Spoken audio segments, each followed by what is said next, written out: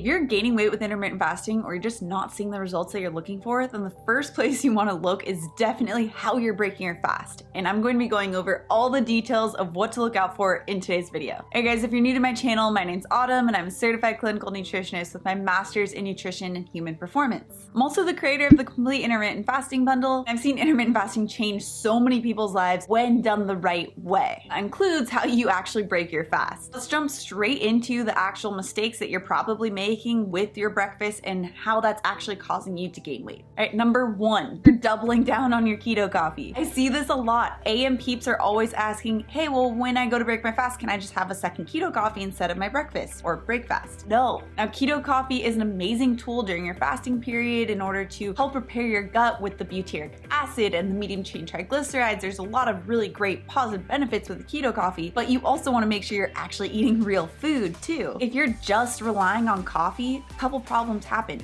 First of all, you're missing out on a lot of the nutrients your body needs to turn off hunger hormones. So yes, you are getting the fat with the keto coffee, but you're not getting a variety of fats if you're only having the keto coffee. Plus, you're missing out on protein and fiber, all of which is needed to turn off your hunger hormones and to satiate your body. Not even to mention all the minerals and vitamins that you're going to be missing out on if you're only having keto coffee. Use keto coffee the way it's meant to be, then make sure you actually have real food. Another problem that can happen if you have just too much coffee in general is that it can cause you to increase your cortisol levels, that stress hormone. And when it comes to weight gain, if you have artificially high levels of cortisol, then that's going to cause weight gain specifically around your belly. So 1 cup of keto coffee is totally fine. But if you start relying on it as your main source of food and energy, then that's going to increase your cortisol levels to that point where you cause that belly weight gain. Mistake number 2. You're waiting until you're absolutely starved in order to eat. I also see this question come up a lot where people think that if a 14 or 16-hour fast is great for weight loss, then a 24 or 36 or even longer fast is better. Now, there is a time and a place for an extended fast. It does have its therapeutic properties. However, when it comes to weight loss and using intermittent fasting on the daily, then you want to make sure that you're using a more reasonable window and one that actually allows you to have a social life as well, which I do have a video all about on right here. Otherwise, if you're constantly just waiting until you're absolutely starved in order to eat, then that means when you do go to eat something, you're going to be at a state of hypoglycemia or low blood sugar. Now, at this state, it's a lot more difficult for you to be able to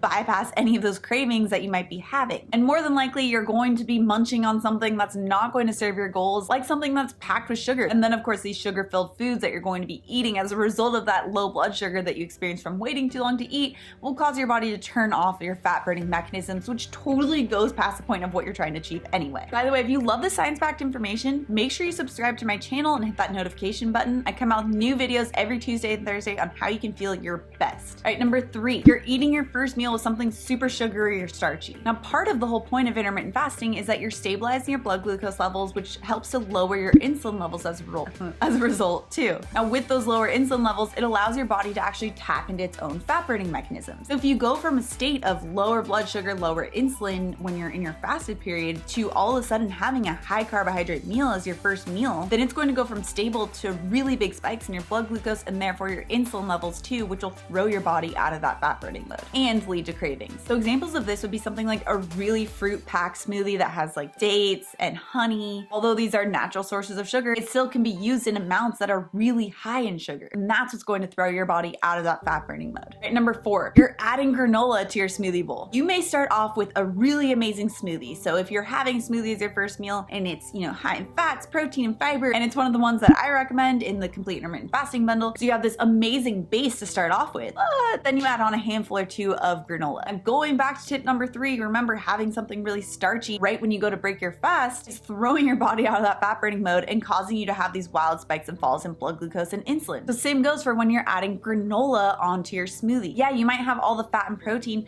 but then you're also adding on a pretty dense source of carbohydrates and sugar. And pairing fat and sugar together is a really deadly combo. It totally bypasses the satiation mechanisms and it really shifts your body into storing mode. So you're going to be storing all that food, which will result in you gaining weight as well. If you are looking for a little bit of a crunch, try adding something like cacao nibs, which is my personal favorite and also very high in fiber, which causes satiation. Some other really great toppings are nuts, seeds, coconut flakes. All of those are much better than using that sugar-packed, starchy-packed granola. Mistake number 5.